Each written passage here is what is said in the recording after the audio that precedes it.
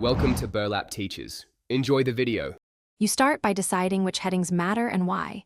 This creates consistent data entry. First, type each column name in row 1 and format as header style. This lets Excel treat them as labels. Once done, freeze the top row so headings stay visible while you scroll. Make sure to enable wrap text and adjust row height so multi-word headings remain readable.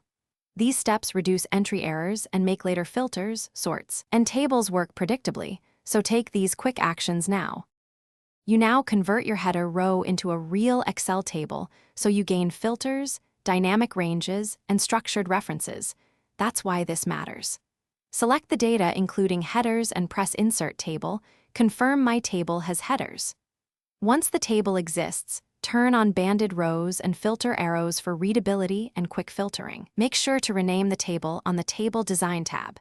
Named tables let you write clearer formulas and avoid broken ranges when you add or remove rows.